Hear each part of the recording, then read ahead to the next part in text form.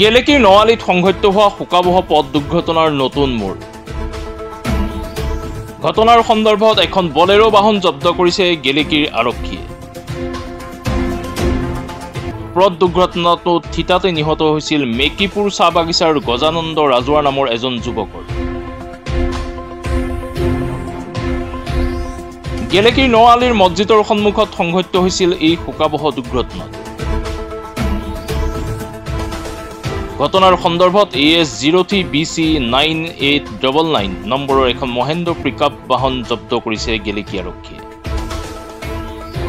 ঘটনাত গুৰুতৰভাৱে আঘাতপ্ৰাপ্ত হৈছিল দীপ গোৱালা নামৰ এজন ব্যক্তি।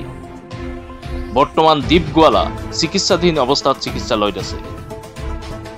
দীপ গোৱালাৰ পৰিয়ালৰ লোকে জনোৱা মতে চিকিৎসালয়ত দিছিল এক বিস্ফোৰক মন্তব্য দীপ গোৱালাই। দীপ গোৱালাৰ পৰিয়ালৰ মতে আৰক্ষীয়ে জব্দ কৰাৰ বাহনখনৰ বাবেই সংঘটিত হৈছিল এই শোকাবহ পথ দুৰ্ঘটনা। আৰু থিতাতে নিহত হৈছিল গজানন্দ ৰাজুৱাৰ নামৰ যুৱকজন। এইখিনি ঠাইতেই গেলেকীৰ নৱালীৰ মছজিদৰ সন্মুখত সংঘটিত হৈছিল শোকাবহ পথ দুৰ্ঘটনা। জানিব পৰাৰ মতে ঘটনাৰ সময়ত মছজিদৰ নামাজৰ বাবে যোৱা একাংশ লোকে প্ৰত্যক্ষ কৰিছিল এই ঘটনা। লগতে মছজিদত থকা CCTVৰ ফুটেজ আৰক্ষীয়ে ইতিমধ্যে লাভ কৰিছে। শেহতীয়াকৈ CCTVৰ তথ্যৰ ভিত্তিত আগবাঢ়িছে আৰক্ষীৰ তদন্ত।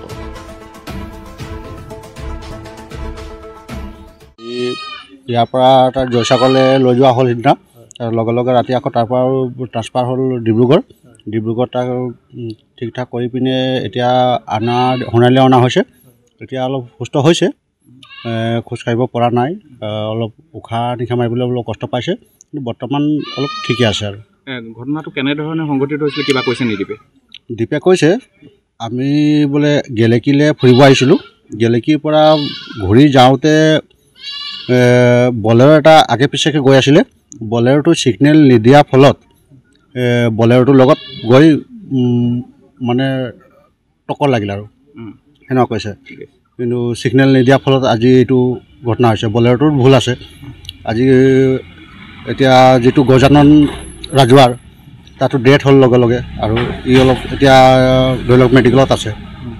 এতিয়া বলেৰোটোৰ দুখটোতো বলেৰোৰ গাঁতত আছে। এতিয়া বলেৰোৰ যিটো মালিক, তো সেই মালিকে এতিয়া গাড়ীটো থানাত অনা হৈছে। তো তাত এতিয়া ক্ষতিপূৰণখিনি দিব লাগিব, গজানন ৰাজুৱাৰকো দিব লাগিব। যিমান ল'ৰাটোকতো ঘূৰাই নাপায়, তথাপিও তাৰপাছত এতিয়া দীপ গোৱালা যিটো ক্ষতিপূৰণ হৈ আছে, বৰ্তমান ট্ৰিটমেণ্ট চলি আছে, তাৰো দিবৰ কাৰণে ক্ষতিপূৰণ আমি আহ্বান জনাইছোঁ। মানে ছিগনেল নিদিয়ে ঘূৰাই দিছিলে নেকি, তেনেকুৱা ধৰণৰ কিবা? হয়, আগে মানে ছিগনেল নিদিলে, ছিগনেল নিদিয়াৰ ফলত ই গৈ ডাইৰেক্ট টক্কৰ দি দিলে। মানে গাড়ীখন ৰাইট চাইডে কিবা সোঁহাতে সোমাই গৈছিলে, কাৰণ তেওঁলোকৰ এক্সিডেণ্টটো যোৱা সোঁ চাইডে।